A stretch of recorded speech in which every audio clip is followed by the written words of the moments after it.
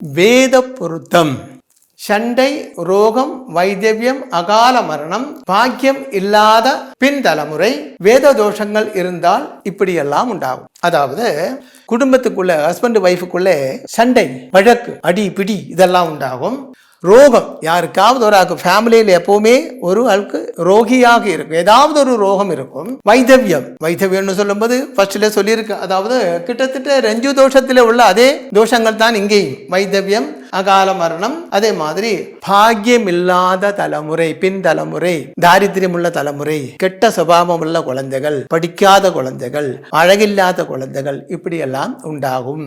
அது வேத பொருத்தம். அதாவது ஸ்திரீ புருஷன்மார்களுடைய இடையிலே வேத பொருத்தம் அந்த ஜாதகங்களுக்குள்ளே இல்லை என்றால் சண்டை உண்டாகும், ரோகம் உண்டாகும், வைதவியம் உண்டாகும், அகால மரணம் உண்டாகும், பாக்கியம் இல்லாத பின் தலைமுறை உண்டாகும்.